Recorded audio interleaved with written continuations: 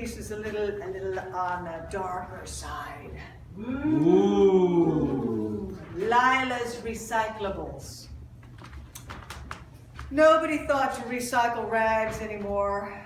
Nobody dared, but Lila was different. Her commitment to the old ways was unwavering. So door to door she went in neighborhoods flush and parched, asking people for their rags, clothes too ratty for the Goodwill, too thin for kitchen floor scrubbery. People were surprised, to be sure, but Lila was earnest to the point of beguiling, and so they searched their closets until they found something, anything, to drop into her little wicker basket. Upon receiving each gift, Lila clapped gaily and did a little dance on the giver's front porch. Naturally, the police were called in. No doubt some neighbor looking to shave points off his confinement sentence. Hell yes, he'd roll over on some rag-seeking waif. Lila was dispatched solitary for the crime of thrift, but even after many years in the hole, she remained committed to civility, good cheer, and the other lost arts. Jaded prison guards were so taken by her gleaming purity and wide-open heart that they tossed tattered underpants into her cell from time to time. Lila combined cinder block scrapings with her own mucus to make a rudimentary cement, which she used to craft lifelike dolls from the tidy whities she'd shredded into strips a la paper mache. One day, the guard they all called Meatballs arrived bearing the usual tray of gruel. He peeked through the food slot in the standard security precaution manner.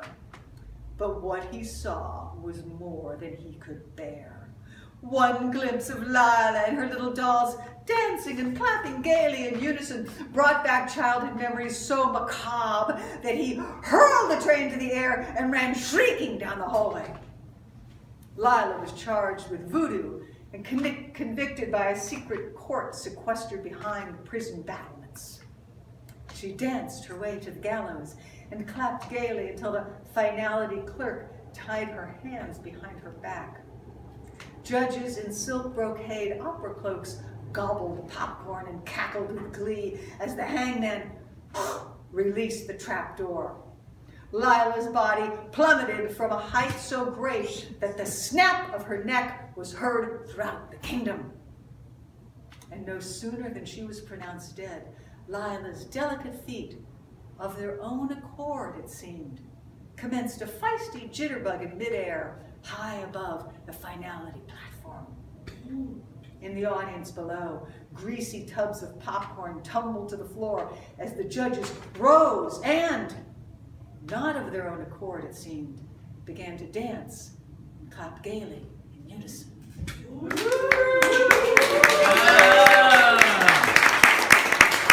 Thank you very much. Now keep that applause going for Mustard Lobo.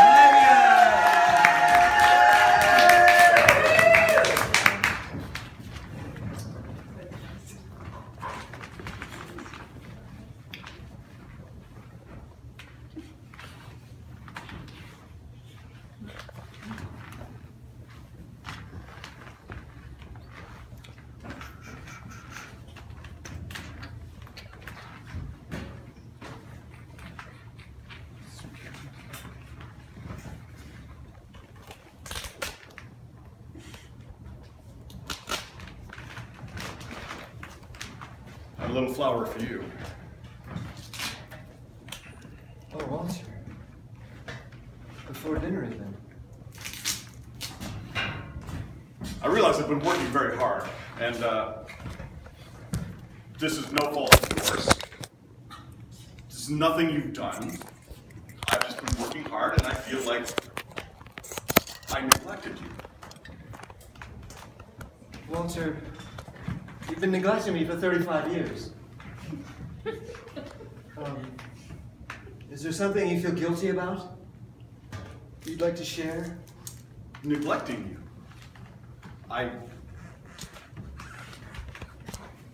Darlene, Walter. I have neglected you, and I've realized I've neglected you. I've realized I've taken you for granted. I thought it was merely 6 months, but you tell me it was 35 years. No, it was October 2nd, 1994. Yeah? I had just gotten out of an affair, which, went well for me. What? Oh. Listen, the therapist said not to bring this up again.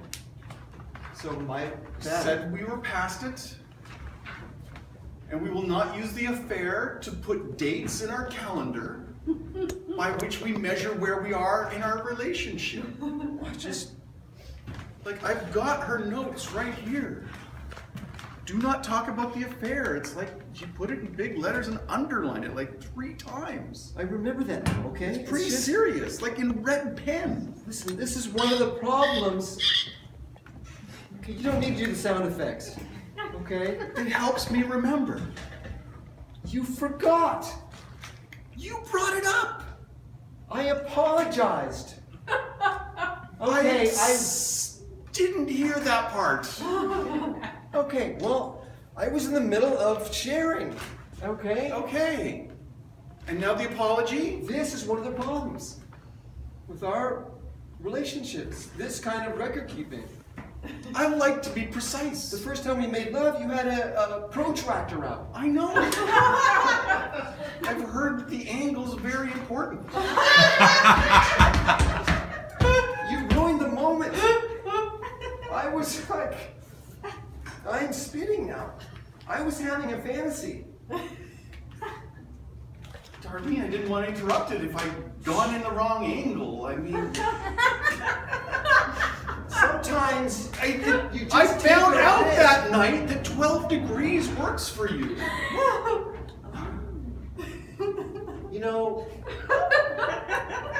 When I said ow, that was probably enough of a clue, okay? I Just to thought it change was the protractor. I thought I'd stabbed you with the protractor. That was my foot earlier. I was going for my mocha that I hadn't finished. I love a good cold mocha. What can I say? I'm going down there. You thought we'd already started. Yeah. You didn't even know when foreplay ended. Well, according to my records, at 5:58. Just for you. It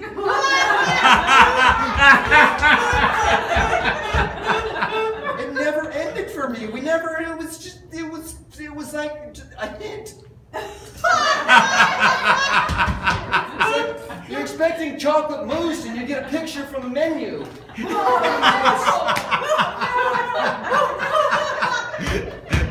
No.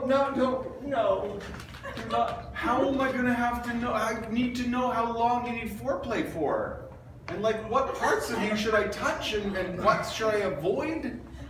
This is why I had the affair, Walter. The Cabana boy was.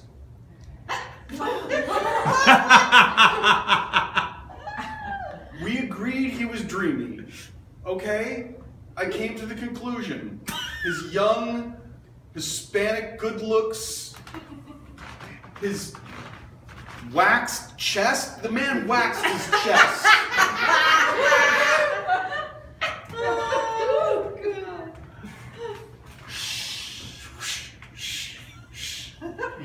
I'm sweating, Walter. I'm sorry. The Cabana boy still does it for me. We're not going to mention the affair, okay? Okay. This started out with me offering you an olive branch. Well, a symbolic one, it's a rose, but it's an olive branch to say sorry for, not being here. For not being present with you. Darlene, I can't lose you again.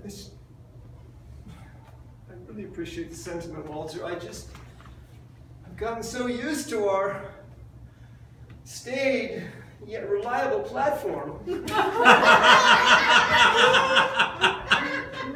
It's just so consistent. I can have affairs and you don't even notice. You're at a board meeting and you're working late. I don't know what you're doing. I'm working late.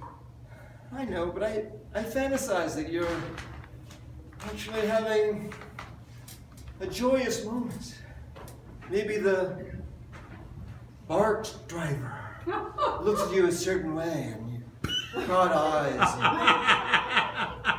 And, you know, maybe there was a moment and you looked up from your notepad. You probably took notes on her. It's a turnoff, Walter. She showed up 5 minutes late. I had to note it.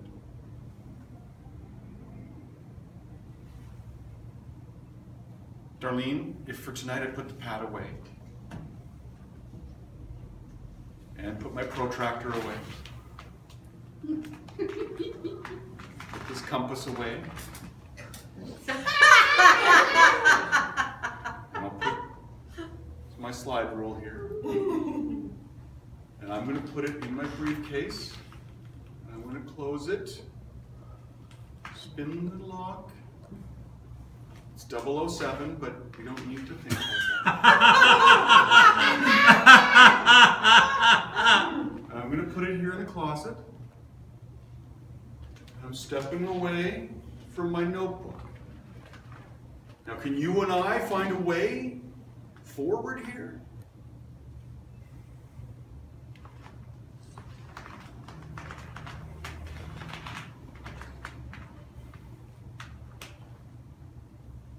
The white rose is nice. This is a huge concession, Walter. Thank you. Oh, if you're gonna look at it like that, It's okay, I cannot look at it. I'm not looking at it. It's out of sight, out of mind. Close the door.